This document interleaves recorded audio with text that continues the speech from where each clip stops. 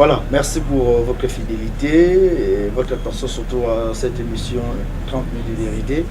Cette émission qui vous apporte des informations nécessaires, surtout importantes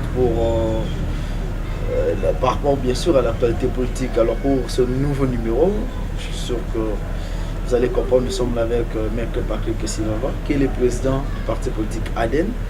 Avec lui, nous allons parler de l'actualité politique, bien sûr, qui reste dominée par les élections au niveau du rassemblement. Et aussi, nous allons parler de ces grands partis politiques ADEN, avec ses différentes activités, ses différents comportements, bien sûr. Sans plus tarder, nous allons le recevoir. Bonjour, Maître Patrick Kessilava. Bonjour. Comment vous allez? Si ça va, nous sommes en train de nous battre pour conquérir des espaces géographiques et surtout ramener beaucoup de gens derrière notre idéologie et notre manière de voir les choses, notre manière de voir la politique et notre manière de voir sur le développement de notre pays. Vous soutenez toujours des belles idées, des belles initiatives. Vous avez soutenu le premier dialogue, le deuxième dialogue. Et aujourd'hui, il y a eu quand même un bon avancement au niveau du rassemblement. Il y a maintenant un président de rassemblement, un président du comité de sages. Je ne sais pas comment est-ce que vous avez reçu cette information. Nous avons pris acte. D'abord, il faudrait préciser que nous ne sommes pas du rassemblement. Donc, ce qui se passe au rassemblement, ça ne nous concerne pas vraiment de près. Mais comme il s'agit de partenaires, d'un partenaire dans le développement de notre pays, j'aime toujours citer l'ancien président américain Barack Obama, qui dit que dans la course au pouvoir, il faudrait que les politiques ne se voient pas comme des adversaires, mais plutôt comme des partenaires au développement de leur pays. Alors, étant donné que c'était un partenaire au développement de notre pays, nous sommes quand même obligés de nous intéresser aussi à ce qui se passe là-bas. Alors, ce que nous avons remarqué, c'est qu'il y a eu un consensus qui a sorti Félix Tshilombo et Pierre Lumbi à la tête du rassemblement. Mais seulement après, il y a eu aussi un groupe de fondeurs avec Bruno Tshibala et Laurent Koy qui ont eu à choisir Laurent Koy. Bon. C'est que nous devons demander si nous pouvons apporter notre pierre dans cette crise, parce qu'il faudrait dire que la crise est née. La crise est née, c'est que si nous pouvons apporter notre pierre, il faudrait seulement demander à cette plateforme qui est de l'ancienne classe politique de tenter un peu de réfléchir comme nous, comme la nouvelle classe politique qui pense qu'il faudrait changer comme les vous choses. De l'ADEN qui aimait bien. Ouais.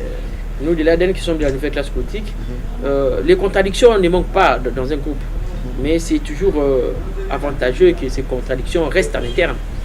Alors ce qu'ils devraient faire, c'est se réunir. Ils avaient déjà émis un principe que monsieur devrait être choisi par consensus.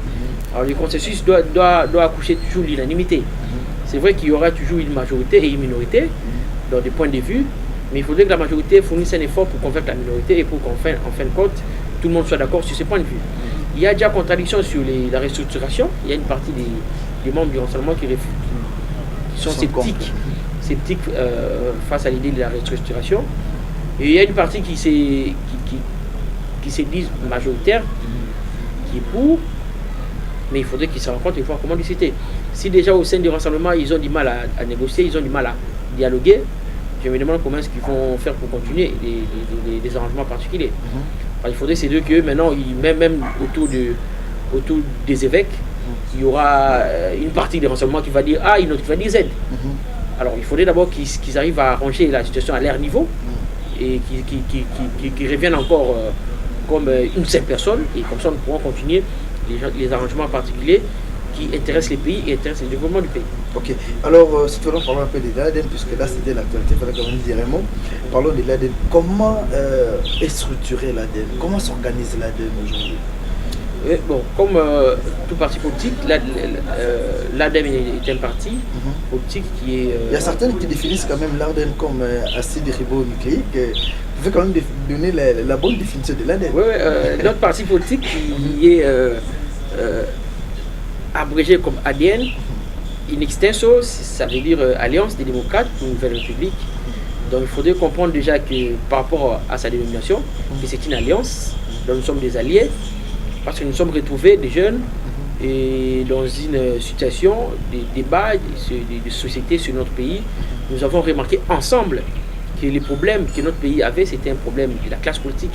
Il fallait chercher à renouveler la classe politique et aussi nous avons remarqué que nous avons un sérieux problème avec les deux tendances qui composent l'ancienne classe politique, la majorité et l'opposition, et que ce sont ces deux tendances qui sont fautives. Chacun a une part de responsabilité dans ce qui nous arrive et ce qui arrive au peuple. Alors, pendant que nous discutons, on nous sommes dit qu'est-ce qu'on peut faire.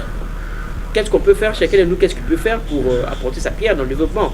Qu'est-ce qu'on peut faire pour apporter la solution à ces problèmes que nous avons détectés, qui est la classe politique?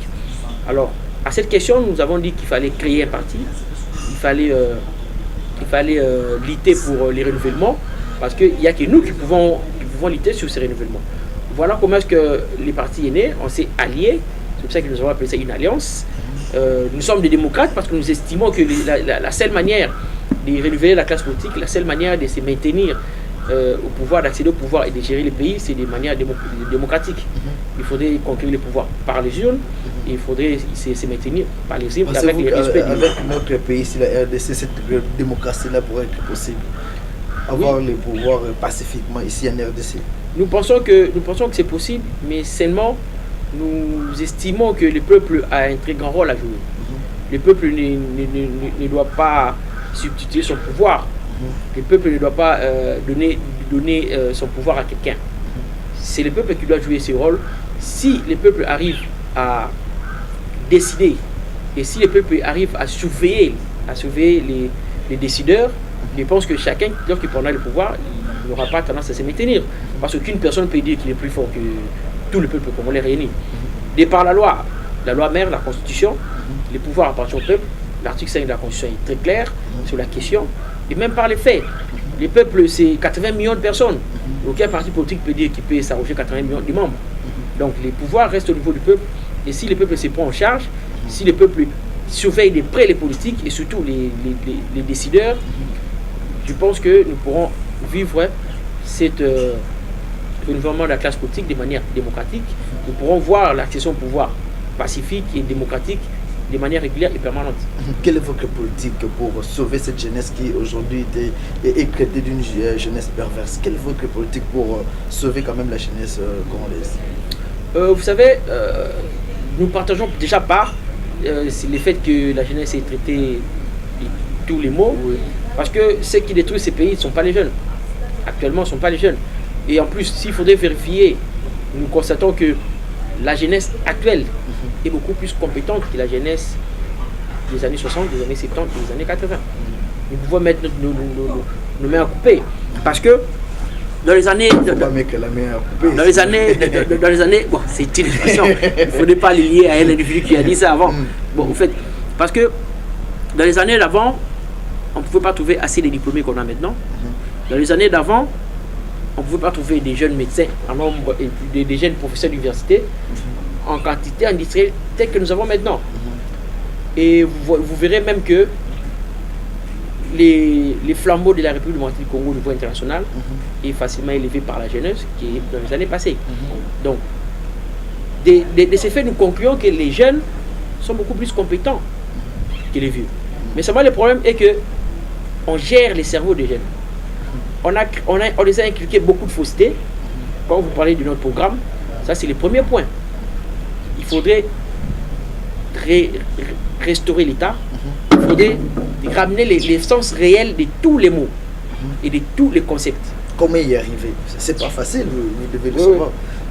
Un parti politique a toujours, parmi ses missions, celui du civisme.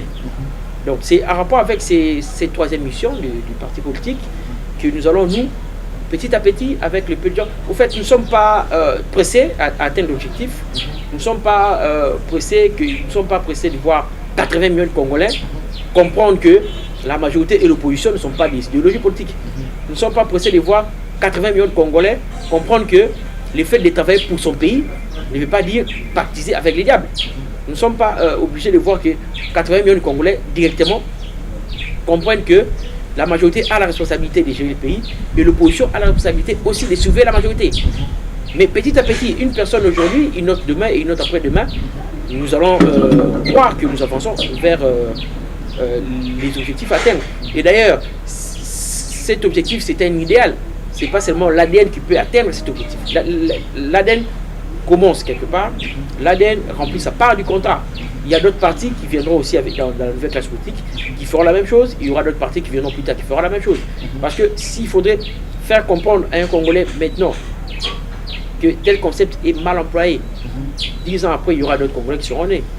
Donc il doit y avoir aussi d'autres partis politiques qui doivent dire à ces Congolais que ces concepts est mal utilisé, et c'est mal utilisé sciemment pour nous rendre serviles et pour nous rendre esclaves de ces vieux qui se sont décidés de détruire les pays à leur profit personnel. Mais vous savez qu'aujourd'hui, le temps des jeunes sont exploités par vous, le président des partis politiques, avec vos associations, vos partis politiques.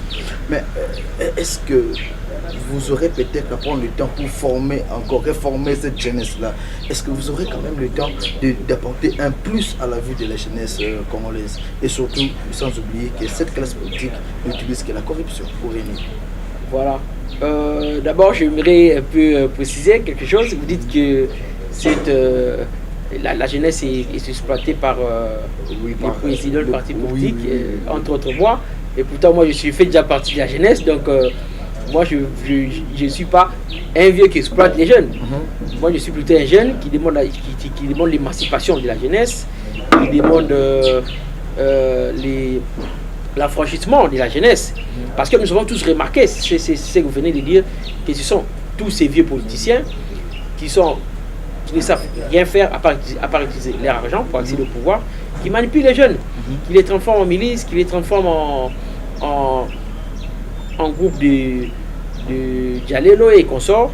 Alors, ce que nous devons faire, d'abord, nous-mêmes, notre existence, et la preuve qu'une partie des jeunes ont dit assez à ce genre de manies.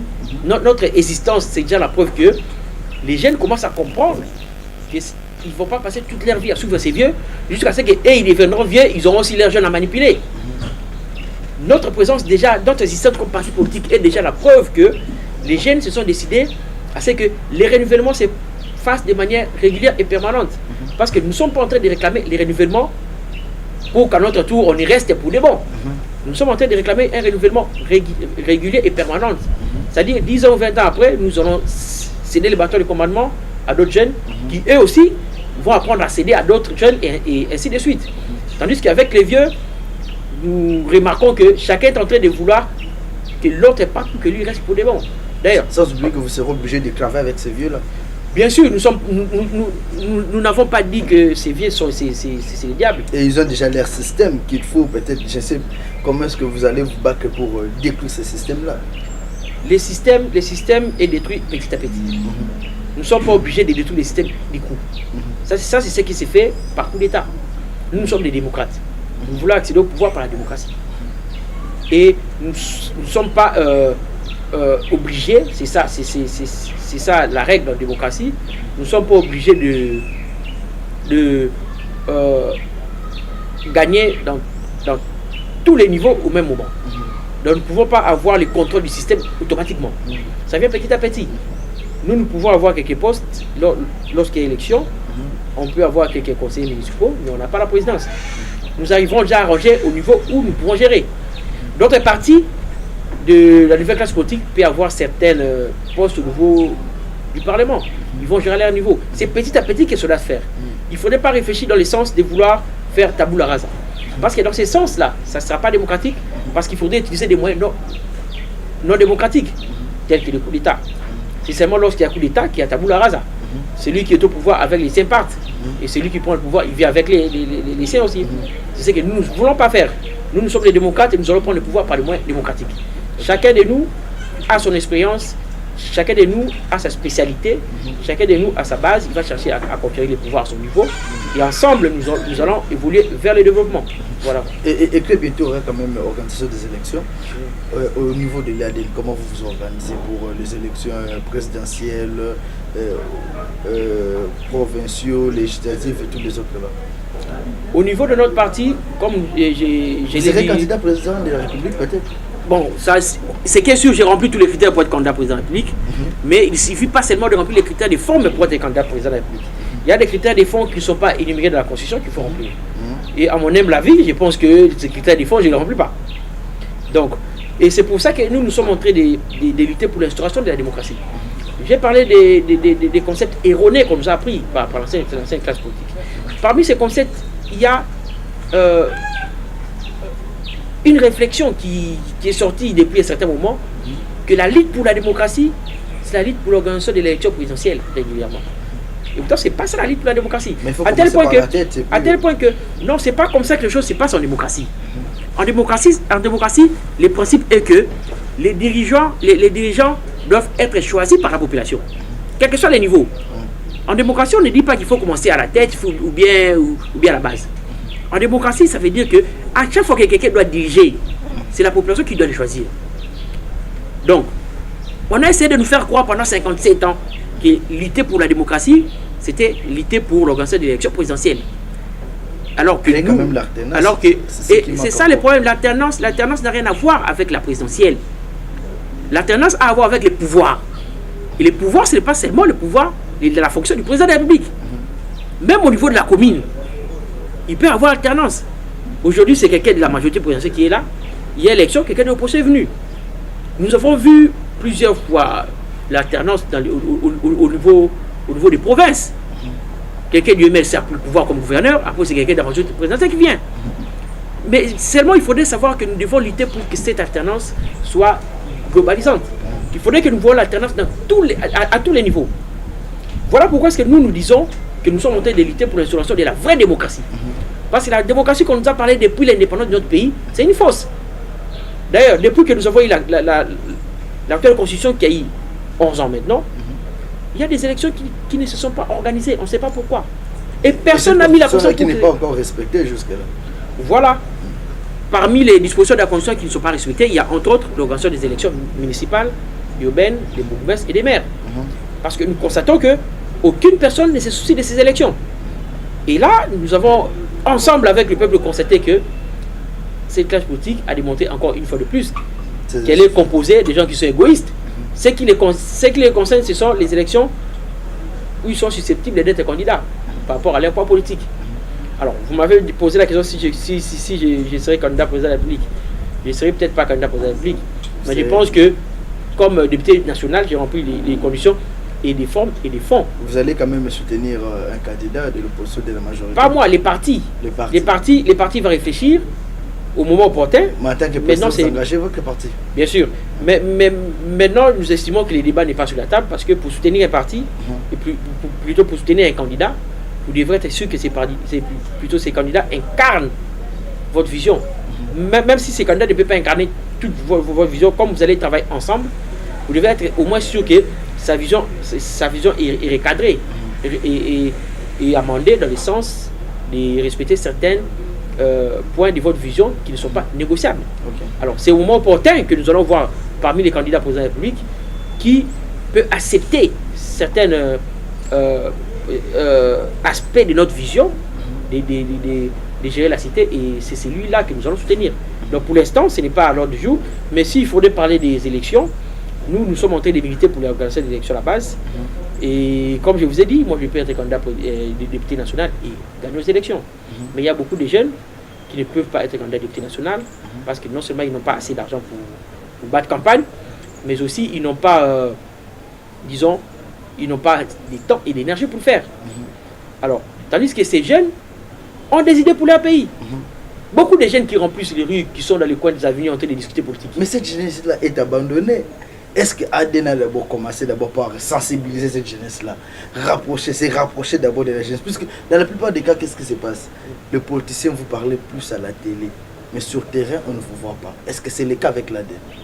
Non, parce qu'en fait, lorsque vous parlez du terrain ou de la télé, le plus important, parce que les rapports qui se fait là, c'est les rapports de celui qui fait un discours et de celui qui écoute.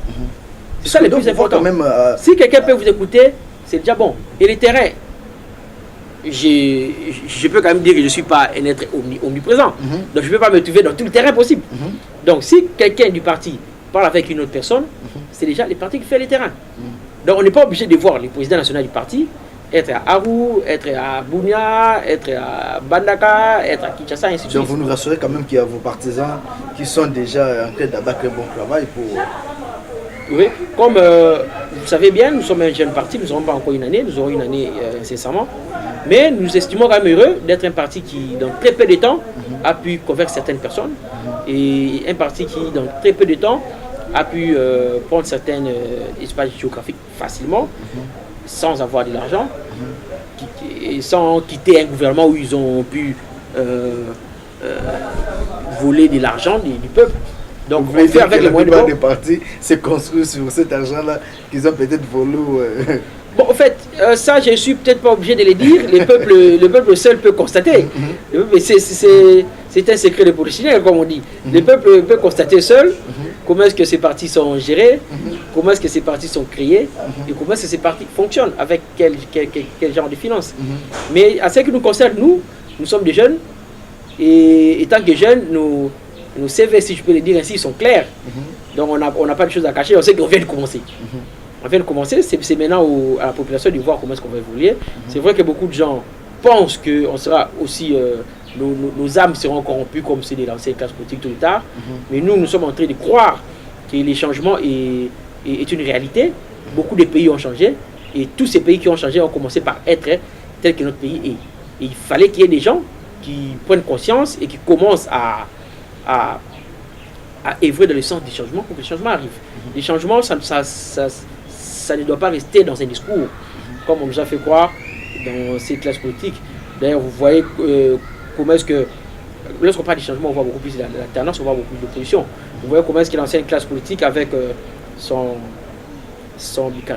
bicaméralisme, si je peux le dire, la majorité opposition. La majorité, ils sont au pouvoir et l'opposition réclame les changements. Mais vous verrez qu'ils se comportent de la même manière.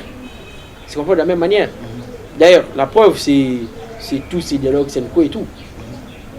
Nous avons vu la Senko, et plutôt la majorité présidentielle avant 2016, essayer de nous faire croire qu'il n'y a pas une personne qui peut être président de la République à part leur autorité morale. Et maintenant, nous voyons quoi du côté de l'opposition avec Senko. Ils veulent aussi nous faire croire qu'il n'y a pas une personne qui peut être Premier ministre à part un monsieur. Voilà. Donc ils se comprennent de la même manière. Et vous verrez les conflits, c'est la même manière, la dictature à l'interne, c'est la même manière. Les clientélismes, c'est la même manière. Donc c'est le même fonctionnement. Donc il faudrait que le peuple comprenne. Laisser quelqu'un de la majorité partir, prendre quelqu'un de l'opposition remplacer, c'est n'y rien faire. C'est pour ça que nous demandons le renouvellement. Il faudrait que le peuple comprenne qu'il faut renouveler. Il faudrait que dans notre pays, nous voyons de nouvelles têtes qui réfléchissent d'une nouvelle manière. Pas les gens qui réfléchissent de la même manière, mais parce qu'ils se sont scindés en deux. On s'est dit que non, si on ne prend pas celui-ci, on doit prendre l'autre. Et pourtant, en réalité, c'est la même chose. Bonnet blanc, blanc bonnet. Alors, comment on peut faire aujourd'hui là, noir sur blanc, quand même, vous pouvez expliquer à ceux qui sont en train de suivre, comment l'ADN fera pour changer? Parce que vous voulez le changement. Changer d'abord la mentalité de cette jeunesse-là qui est corrompue par les 2000 francs, le 1500 par les présidents ou peut-être membres de certains partis politiques. Comment est-ce que vous allez faire pour ramener, travailler un peu la conscience? Parce que nous avons besoin de ça, de vivre ces changements-là que vous prenez. D'abord, concernant les changements de mentalité, l'ADN estime qu'il faudrait d'abord commencer par changer donner les vrais sens du terme. C'est quoi la majorité? C'est quoi l'opposition? C'est quoi les centres? C'est quoi les idéologies? Et les peuples doivent se focaliser sur quoi exactement? Ce sont des questions qui se posent en interne. Nous faisons d'habitude des débats, des colloques, nous faisons des documents pour voir comment est-ce que nous pourrons avoir des idées fixes du parti en rapport avec tous ces problèmes. Deuxièmement, concernant tous ces gens qui se sont mis dans leur tête qu'il faudrait venir dans des activités politiques pour avoir de l'argent. La seule chose que nous devons faire, c'est d'organiser des activités politiques et de ne pas donner de l'argent. Mais les gens vont vous fuir, puisqu'ils auront ailleurs pour avoir de l'argent. Oui, mais le problème c'est qu'avec cette nouvelle manière de gérer la cité, avec cette nouvelle manière de penser politique, nous pensons que nous avons beaucoup plus besoin de la qualité des membres et non de la quantité des membres. Parce que nous estimons que un individu, un seul, a une très grande valeur. Notre histoire nous a démontré. Vous savez tous la cause de la Première Guerre mondiale. C'est parce qu'un seul individu a été tué. Un prince. Vous connaissez tous la cause du printemps arabe. C'est parce qu'un seul individu s'était immolé. Donc pour vous dire qu'un individu est très important. Les gens qui viennent pour l'argent, ils peuvent fuir. Mais celui qui pense qu'il a toujours réfléchi sur son pays, il a toujours constaté qu'il y a des problèmes, et il a toujours cru qu'ils peuvent apporter la solution à ces problèmes, va venir pour participer. Ensemble, nous allons chercher comment est-ce qu'on peut trouver des solutions à ces problèmes. Alors, je ne vois pas pourquoi est-ce que moi nous devons donner de l'argent à celui qui vient, parce que lui, il va nous donner quoi en retour? Il ne travaille pas pour nous, il travaille pour l'État. Avec ça, je vois l'avenir de l'ADN trop sombre. Je ne vous vois pas peut-être aller trop loin, parce que la jeunesse est déjà obligée ou peut-être déjà habituée à recevoir de l'argent. Mais qui est derrière ADN? Qui pourra vous soutenir avec cette idée? Bon, d'abord, je vais commencer à répondre à une partie de votre question sur votre tendance à voir notre avenir sombre. Je veux vous assurer que notre avenir n'est pas sombre. Notre avenir est même beaucoup plus clair et beaucoup plus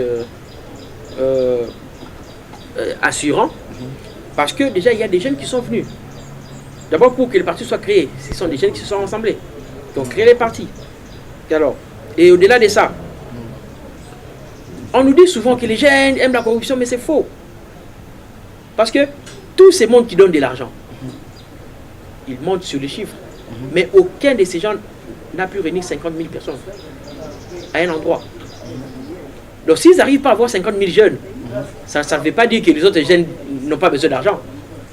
Ceux qui ne viennent pas, ils s'en foutent de leur argent. Donc, il faudrait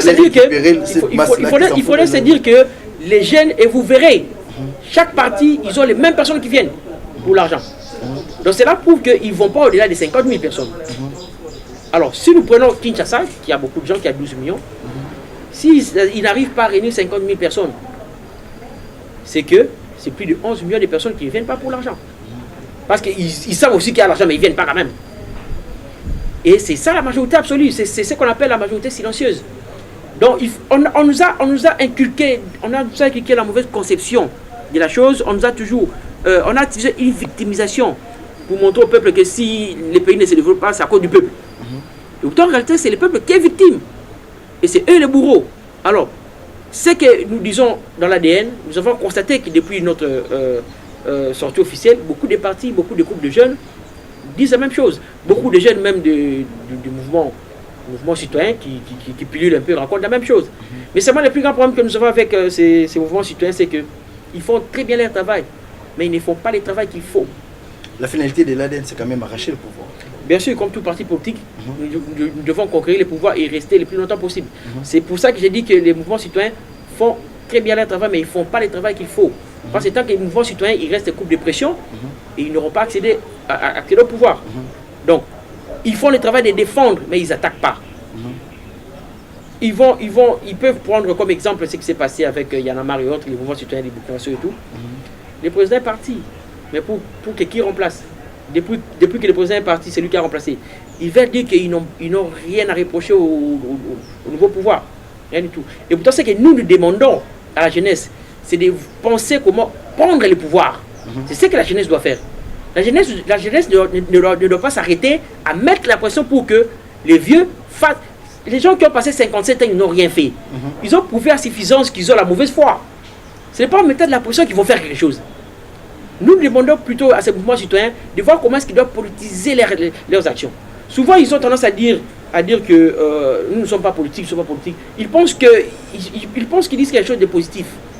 Et pourtant, ils sont tentés de dire qu'ils abandonnent leur peuple. Ils abandonnent la nation, ils abandonnent l'État. Parce qu'ils doivent être politiques. Ils doivent chercher à conquérir le pouvoir. Parce que ce que nous voulons, c'est que la jeunesse prenne le pouvoir et que la jeunesse change les choses. Et une recommandation pour vous, à Loucha, peut-être de devenir comme un parti politique, chercher à arracher le pouvoir. Bon, il ne s'agit pas seulement de la Loucha. Les autres, comme Nojek et les autres. Voilà. C'est ça que nous demandons aux jeunes. De chercher à politiser leurs actions, de se regrouper en parti politique et de chercher à conquérir le pouvoir et à l'exercer le plus longtemps possible. C'est seulement comme ça, on dit toujours, on est mieux servi que par soi-même. Attendre que ce soit ces vieux qui servent le pays de manière positive, ça sera quand même rêvé. 57 ans, ils n'ont rien fait, c'est maintenant qu'ils vont faire quelque chose. La moindre chose à faire, c'est de prendre le pouvoir et d'arranger le pays nous-mêmes. Nous devons développer notre pays. Maître Patrick Silava, vous êtes président du parti politique ADN.